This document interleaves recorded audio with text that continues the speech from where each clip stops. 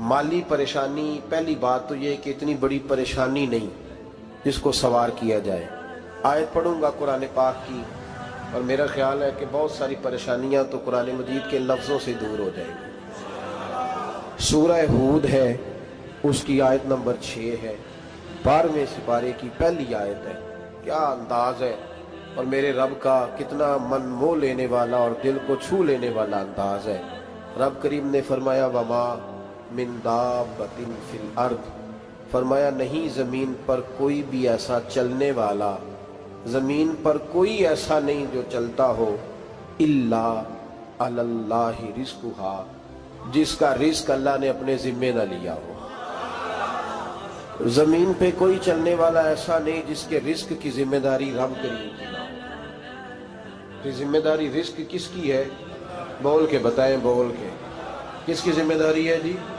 अल्लाह। देखिए गौर फरमाएं, यहाँ मुफस्सिरीन ने एक बात लिखी है इस आयत के तहत कि फरमाया जो ज़मीन पे चलने वाला है उसका रिज़्क अल्लाह के ज़िम्मे। फरमाते हैं कि ये अल्लाह ने हमारी अकल के मुताबिक हमसे बात की है, वरना आसमानों में जितनी मखलूक है रिज़्क उसका भी अल्लाह के ज़िम्मे ही है। यहाँ जो फिल अर्द के लफ्ज़ है ज़मीन पे, वो हमें समझाने के लिए कि तुमने तो सिर्फ ये दुनिया देखी है ना, तो जिसको तुमने देखा है वो सब खाते अल्लाह का दिया हुआ ही है। तो जो हमने देखा था रब करीम ने उसके मुताबिक हमें समझा दिया। फरमाया कुछ तो तुमने देखे ही नहीं, चलो उनकी तुमसे बात नहीं करते, पर जो तुमने देखे हैं उन सब का रिज़्क किसके ज़िम्मे है? अल्लाह के। मेरे रसूल करीम सैयद आलम सल्लल्लाहु ताला अलैहि वसल्लम कुरान मजीद की जब तर्जुमानी करते, वजाहत करते, तो महबूब पाक सल्लल्लाहु अलैहि वसल्लम भी कोई इश्काल रहने नहीं देते थे, कोई इश्काल नहीं रहने देते थे। मेरे महबूब करीम अलैहिस्सलातु सलाम ने फरमाया अल्लाह पे भरोसा रख के सवेरे निकल जाना रिज़्क की तलाश में। किस पे भरोसा रखना है? निकलना तुम्हारे जिम्मे है। ये ना कहना कि घर बैठूंगा तो यही आएगा, निकलना तुम्हारी जिम्मेदारी है। जितनी जिम्मेदारी है वो पूरी करना। अल्लाह पे भरोसा करके निकल जाना तुम्हारी जिम्मेदारी है। रब का जिम्मा है तुम्हें रिज़्क देना, वो जरूर तुम्हें रिज़्क पहुंचाएगा। या रसूल अल्लाह सल्लल्लाहु अलैहि वसल्लम किस तरह पहुंचेगा? तो जरा हुजूर के लफ्जों का हुस्न भी देखिए। नबी पाक सल्लल्लाहु अलैहि वसल्लम ने फरमाया जिस तरह मौत तुम्हें ढूंढ लेती है ना कि तुम कहाँ मौजूद हो, जब वक्त आता है तो इंसान पाकिस्तान में हो तब भी आ जाता है, जद्दा में हो तब भी आ जाता है, मक्का में हो या मदीना तैयबा में, वक्त फिर भी आ जाता है। फरमाया जिस तरह मौत तुम जहां भी हो तुम तक पहुंच जाती है ना, इस तरह तुम्हारा रिज़्क भी तुम जहां मौजूद होते हो अल्लाह वहां पहुंचा देता है, पहुंचा देता है। तो या रसूल अल्लाह सल्लल्लाहु अलैहि वसल्लम किस अंदाज में? तो फरमाया निकल जाना तुम्हारी जिम्मेदारी है। फरमाया सवेरे परिंदे भी निकल जाते हैं और शाम को जब लौटते हैं तो अल्लाह उन्हें पेट भर के रोजी अता फरमाता है। हालांकि उनको नहीं पता होता हमारा कारखाना कहाँ है, हमने कहाँ जाके मजदूरी करनी है। उनको नहीं पता होता कि हमारा दफ्तर कहाँ है, हमने किस ऑफिस में बैठना है। उनको नहीं पता होता कि हमने कहाँ जाके माल खरीदना है और कहाँ से हमने फिर उसको दोबारा बेचना है। उन्हें खबर नहीं होती, अल्लाह पे भरोसा करके निकल जाते हैं। निकलना तो तेरे जिम्मे है कि नहीं?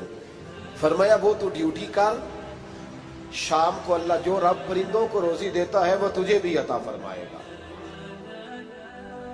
मैं कहता हूँ सोच कितनी कमजोर है उस आदमी की जो कहता है कैसे मिलेगा। कितनी कमजोर सोच है। जो रब बैल को रोजी देता है, बकरी को रोजी देता है, इस जमीन इस धरती पे अगर बसने वाला ऊंट भूखा नहीं सोता, चले ये तो पालतू जानवर होते हैं, इस धरती पर बसने वाली अगर बिल्ली और कुत्ता रोटी खा के सोते हैं तो तू तो अशरफुल मखलूकात है। तूने अपने ज़हन में क्या टेंशन पाल लिया है कि नहीं आएगा तो मर जाऊंगा, क्या बनेगा, किस तरह होगा? तू क्यों इतना परेशान हो गया? भाई माली परेशानी सबसे ज्यादा उस बंदे ने ओढ़ ली है जिसकी तवक्कुल की बात कमजोर हो गई है। तू सीधी तवज्जो अपने रब करीम की जानिब रख, सीधी तवज्जो अल्लाह की जानिब कर। रब फरमाते हैं जिम्मा तेरा नहीं, जिम्मा मेरा है। लेकिन ना तनख्वाह एक आती है घर में, जब एक बच्चा होता है तो तब भी काम चलता है, जब अल्लाह 2 बच्चे दे दे फिर भी उस तनख्वाह से काम चलता है, जब 3 हो जाए फिर भी चलता है, जब 4 हो जाए नहीं। आप ना भी बोले तो बात तो सही है, बहरहाल काम फिर भी چلے اسی تنخواہ میں سے جب بندہ بڑے بیٹے کی شادی کر کے بہو بیاہ کے لے آئے تو پھر بھی کام چلتا ہے، اور جب اس بیٹے کو اللہ بچے عطا کر دے تو اسی گھر میں، اسی آنگن میں، اسی چھت کے نیچے کام چلتا ہے۔ تو پھر تو مان جانا کہ چلانے والا تو نہیں، چلانے والا کوئی اور ہے۔ پھر تو مان جا کے چلانے والا کوئی تو اس وقت جب تنخواہ تیری لگی تھی تو کہتا تھا ابا ابھی میری شادی نہ کر، میں بیوی کو کیسے کھلاؤں گا؟ تو وہی شخص ہے جس کی چھت کے نیچے پھر 1.5 درجن پوتے بھی پل رہے اور گزارا ان کا بھی ہو رہا ہے۔ تو رزق کا ذمہ کس کا ہے؟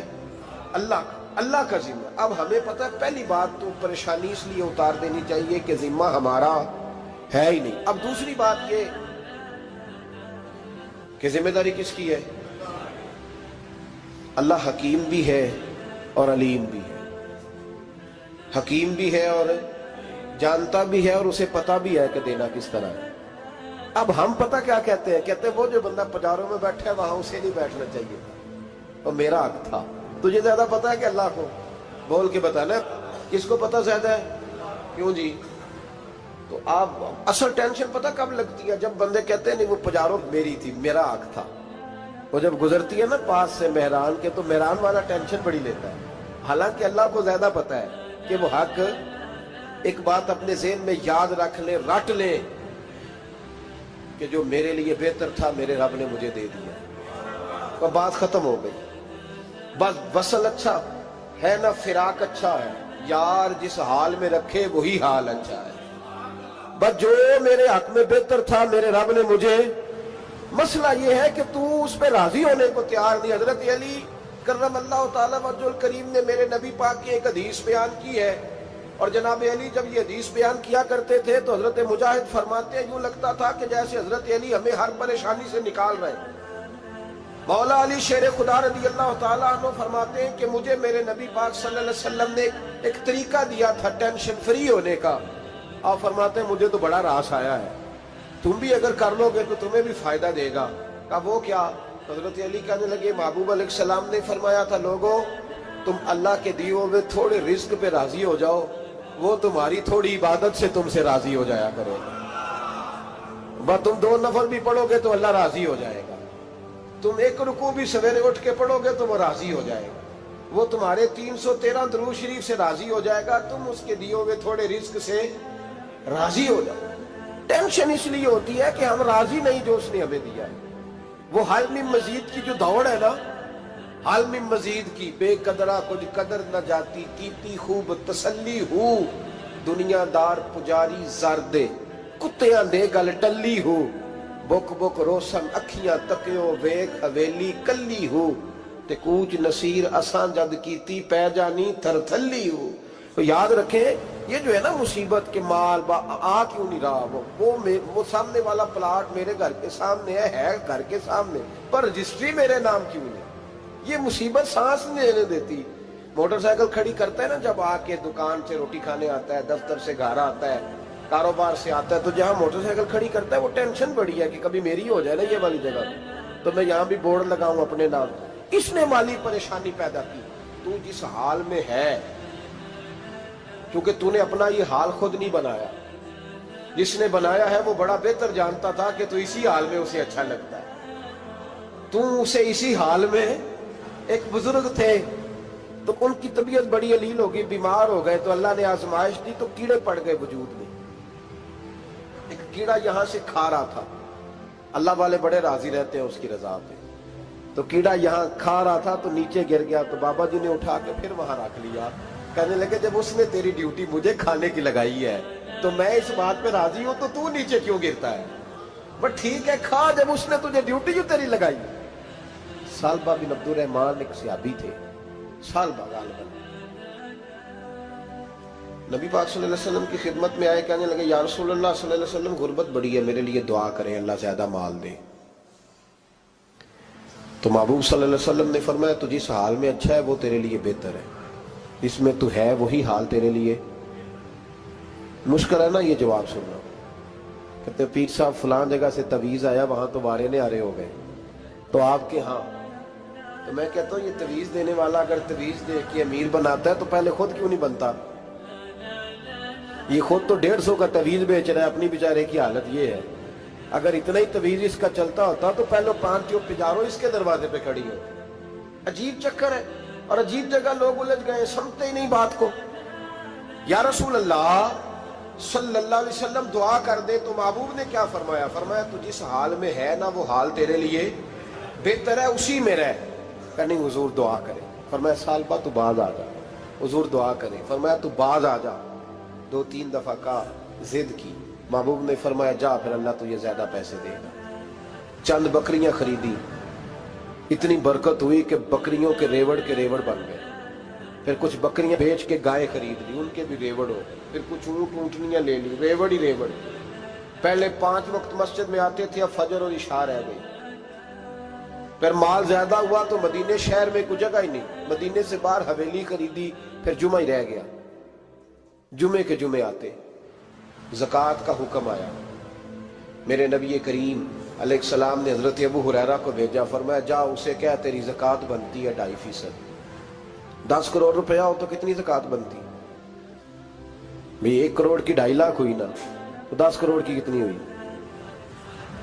تو بڑی مصیبت ہے جب بینک سے میسج آتا ہے نا کہ 25 لاکھ نکل گیا تیرے اکاؤنٹ سے، بہت بڑی مصیبت، بڑی ٹینشن ہوتی ہے۔ ایک صاحب میرے پاس آئے، ان کی زمین اچانک مہنگی ہو گئی، اچانک پہلے کچھ 15-16 لاکھ کی ایکڑ زمین تھی، پھر وہ کروڑ کی ہو گئی۔ تو میرے پاس آئے، کہنے لگے وہ 10 کروڑ روپے بنتے ہیں تو زکوٰۃ، تو میں نے کہا آپ نے کیا کیا؟ زری زمین پہ عشر آتا ہے، اس پہ زکوٰۃ نہیں آتی، تو آپ نے کیا کیا؟ کہنے لگے وہ کچھ سوسائٹی کے رول کے مطابق میں نے فائلیں وغیرہ لے لی ہیں، اب میں نا کبھی موقع آئے گا تو ان کو بیچوں گا۔ تو میں نے کہا اب تو آپ کا یہ مال ہو گیا بزنس کا، تو اب تو اس پہ زکوٰۃ آئے گی۔ 10 کروڑ پہ جب 25 لاکھ سنا تو کہنے لگے فوراً دینی پڑتی ہے کہ تھوڑی تھوڑی سے بھی کام چل جاتا ہے؟ تو میں ان کا چہرہ دیکھنے لگا، میں نے کہا نہیں وہ تو آپ کو پتہ ہے، ویسے حضرت عمر فرمایا کرتے تھے بانٹ کے نہ دو، کوشش کرو کسی ایک کو دو، چلو کسی کا تو کچھ بن جائے، تو ایک کو دینی چاہیے۔ کہنے لگے تو مطلب یہ ایسا ہی حکم ہے؟ میں نے کہا آپ کسی اور سے تحقیق کر لیں۔ اب یہ بھائی لیتے وقت نہیں تجھے ٹینشن ہوئی کہ 15 لاکھ کا کروڑ ہو گیا، تو اس وقت نہیں تو نے کہا کہ یا اللہ، تو یہ کیسی سوچ ہے مسلمان؟ کس طرح کا اس کا؟ ہمارے ہاں جب کسی آدمی پہ حالات خراب ہوتے ہیں نا، تو سب سے پہلے وہ اس طرح کرتا ہے کہ جو میں کہیں اللہ کے رستے میں دیتا ہوں پہلے اسے بند کروں۔ جس رستے تجھے آ رہا تھا پہلے تو نے وہ رستہ بلاک کیا۔ حضرت اسماء بنت ابی بکر صدیق کہتی ہیں میں حضور کو مسجد کے لیے، ادارے کے لیے، صحابہ صفہ کے لیے کچھ دے رہی تھی، تو میں نے گننا شروع کیا تو حضور مسکرانے لگے۔ حضور مسکراتے کیوں ہیں؟ تو فرمانے لگی، محبوب فرمانے لگے اسماء اللہ کے رستے میں گن گن کے نہ دیا کر، ورنہ وہ بھی تجھے گن گن کے دے گا، تو اس کے رستے میں بے حساب دے، وہ بھی تجھے بے حساب ہی عطا فرمائے گا۔ لیکن پہلے یہ والا پہلے دروازہ بند کرو، یہاں سے پیسے ختم ہو رہے ہیں، تو اس طرح کرنا بھائی۔ اس دفعہ سوٹ ذرا گرمیوں والے نہ خرید، لیکن جو تو اللہ کے رستے میں دے رہا ہے اسے دیتا رہے۔ لیکن ہم اپنا نقصان کرتے ہیں، زیادتی کرتے ہیں اپنے ساتھ۔ میں نے آپ کو پہلے بھی بتایا تھا پیار کی بولی ہے، پھر بولتا ہوں۔ ایک بڑے بڑے پیار والے دوست ہیں، ایک دفعہ مجھے کہنے لگے کہ آپ کئی دفعہ اعلان کرتے ہیں تو مجھے اچھا نہیں لگتا، اور آپ ادارہ بھی بہت زیادہ بننے والا ہے، بڑی چیزیں میں دیکھتا ہوں جو ہوں تو بڑا نظام اچھا ہو جائے، آپ دعا کریں اللہ مجھے پیسے دے تو میں بڑے سارے خرچ کروں گا اس کے رستے۔ تو میں نے کہا یا اللہ اسے 10 کروڑ دے، یہ 9.5 کروڑ تیرے رستے میں دے دے گا۔ تو چپ کر گیا، جس طرح آپ نہیں کر گئے سارے، چپ کر گیا وہ بھی۔ اس نے کہا جی نہیں جی انشاءاللہ کریں گے۔ تو میں کیا پلیا جی تے دعا پہ ہوں دیا، ابھی تو وہ آئیں گے تو تب دیکھی جائے گی، تو تو یہیں اڑ گیا ہے۔ یعنی 9.5 کروڑ اللہ کے رستے میں خرچ کرنے کی دعا پہ بھی آمین کوئی نہیں کہتا کہ چلو آمین ہی کہہ دیں۔ تو میں کہا تینوں تے 50 لاکھ بچتا سی پیا، لیکن تو اس سودے پہ تیار ہے۔ جب یہ سوچ ہوتی ہے، یہ غلط سوچ ہے، یہ بات تو اگر تے مسکرانے والی، لیکن یہ سوچ صحیح نہیں۔ حضرت عثمان غنی رضی اللہ تعالیٰ عنہ کہتے ہیں جس وقت نبی پاک صلی اللہ علیہ وسلم نے اعلان کیا نا جنگ کے موقع پر کہ 800 سپاہیوں کا خرچہ چاہیے، کہتے ہیں میرے پاس 600 کا تھا۔ یہاں ایک روایت میں حضور نے 1000 کا اعلان کیا تو میرے پاس 800 کا تھا۔ جب 2-3 دفعہ نبی پاک نے اعلان کیا تو کہتے ہیں میں نے کھڑے ہو کے کہا یا رسول اللہ پورا 800 میری طرف سے۔ کہتے میں نے 200 سپاہی کا خرچہ ادھار اٹھایا لیکن پورے 2 مہینے نہیں گزرے تھے، رب کریم نے مجھے کئی گنا کر کے پیسے واپس عطا فرما دیے۔ پر بات تو یہ ہے کہ تیری وہاں لو لگی ہو، تو تجارت کرتا ہے ان لوگوں کے ساتھ جو کیا دے سکتے۔ تو سالبہ کے پاس حضور نے پیغام بھیجا، پہلے تو کہا تیرے لیے بہتر نہیں مال، جب اصرار کیا تو بڑی برکت ہو گئی، بڑا آیا تو فرمایا زکوٰۃ دے، 2.5 زکوٰۃ ہے۔ اب جب سوچا کہ 5 اونٹوں پہ ایک بکری جائے گی اور بڑا سارا مجھے دینا پڑے گا، اب جب غور کیا تو یہ تو نہ کہا کہ میں نہیں دیتا۔ حضرت ابو ہریرہ سے کہنے لگے نبی کریم علیہ السلام کی خدمت میں عرض کرنا کہ میں خود آؤں گا۔ حضرت ابو ہریرہ نے آ کے عرض کی یا رسول اللہ صلی اللہ تعالی علیہ وسلم، حضور وہ کہتے تھے میں خود آؤں گا، تو کہتے ہیں محبوب نے ٹھنڈی سانس لی، فرمایا اسے کہا تھا کہ تیرے لیے مال بہتر نہیں، اب ہلاک ہو گیا ہے، ہائے افسوس ہلاک ہو گیا۔ ان کو بھی تھوڑی دیر کے بعد احساس ہوا کہ یہ میں نے کیا کیا، نبی پاک کو ہی کہہ دیا نہیں ہے، حضور کو کہہ دیا بعد میں آؤں گا۔ اب دوڑے آئے، عرض کی حضور میں سارا کچھ لے کے آئے ہوں، قبول کر لیں۔ محبوب نے فرمایا گویا بلال حبشی کی خشک کھجور بھی قبول ہے، اور صہیب رومی ایک اٹی بان کی لائے تو وہ بھی قبول ہے، اور عمار بن یاسر اور مصعب بن عمیر اگر 2 دینار دے جائیں اور کوئی پرانا جوڑا کسی سپاہی کے لیے چھوڑ جائے تو وہ بھی قبول ہے، لیکن تو اپنا لاکھوں لے کے چلا جا، تیرا کوئی نہیں قبول، معاف کر دیں۔ فرمایا جا معاف کیا، پر پیسے لے کے نہ آنا۔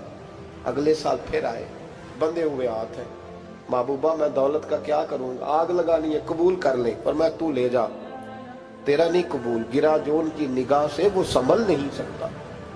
حضور نے وصال ظاہری کیا تو جناب صدیق اکبر کے پاس آئے، لاکھوں کا مال، ابو بکر قبول کر لو، تو جناب صدیق اکبر کہنے لگے اس کا کر لو جس کا نبی نے نہیں کیا، چل جا کوئی نہیں چاہیے۔ حضرت عمر کے زمانے میں قحط پڑ گیا، بارشیں نہیں ہوتی، غلہ نہیں ملتا، حالات خراب ہے، مالی طور پہ بحران آ گیا، غربتیں، مجبوریاں، تکلیفیں، آ کے روئے، عمر میرا قبول کر لو، مجھے معافی تو مل گئی تھی نا۔